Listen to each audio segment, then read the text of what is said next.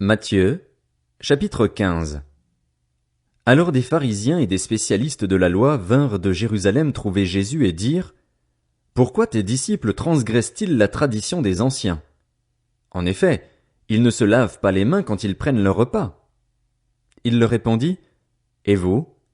Pourquoi transgressez-vous le commandement de Dieu au profit de votre tradition? En effet, Dieu a dit: Honore ton père et ta mère, et celui qui maudira son père ou sa mère sera puni de mort.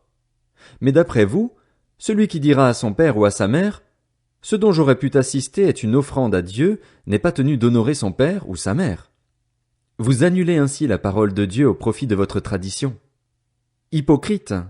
Ésaïe a bien prophétisé sur vous, quand il a dit: Ce peuple prétend s'approcher de moi et m'honore des lèvres, mais son cœur est éloigné de moi.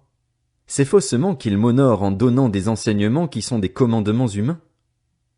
Jésus appela la foule à lui et dit: Écoutez-moi et comprenez bien. Ce n'est pas ce qui entre dans la bouche qui rend l'homme impur, mais ce qui sort de la bouche. Voilà ce qui rend l'homme impur. Alors ses disciples s'approchèrent et lui dirent: Sais-tu que les pharisiens ont été scandalisés d'entendre ces paroles?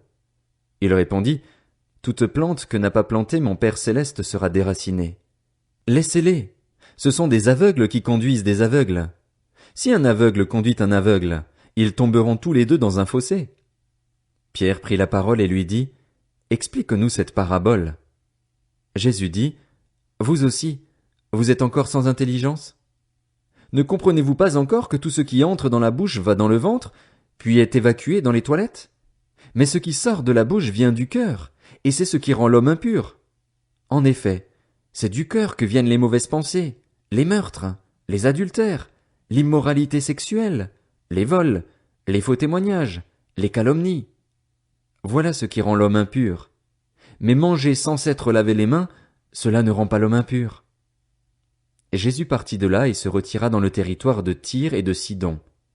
Alors une femme cananéenne qui venait de cette région lui cria: Aie pitié de moi, Seigneur, fils de David! Ma fille est cruellement tourmentée par un démon. Il ne lui répondit pas un mot. Ses disciples s'approchèrent et lui demandèrent: Renvoie-la, car elle crie derrière nous. Il répondit: Je n'ai été envoyé qu'aux brebis perdues de la communauté d'Israël.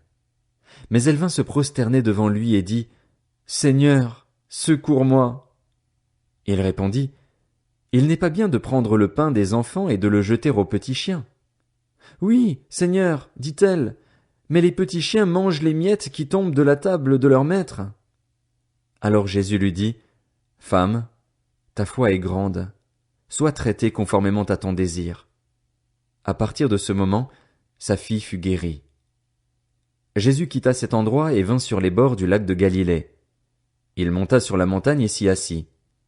Une grande foule s'approcha de lui.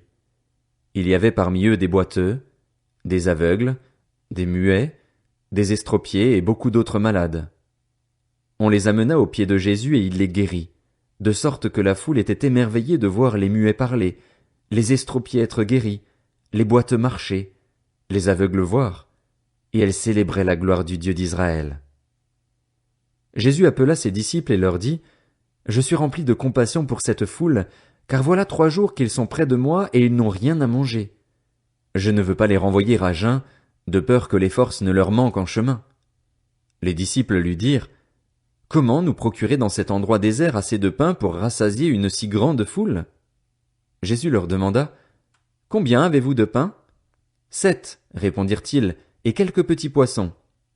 Alors il fit asseoir la foule par terre, prit les 7 pains et les poissons et, après avoir remercié Dieu, il les rompit et les donna à ses disciples, qui les distribuèrent à la foule. Tous mangèrent et furent rassasiés, et l'on emporta 7 corbeilles pleines des morceaux qui restaient. Ceux qui avaient mangé étaient 4000 hommes, sans compter les femmes et les enfants. Ensuite, il renvoya la foule, monta dans la barque et se rendit dans la région de Magdala.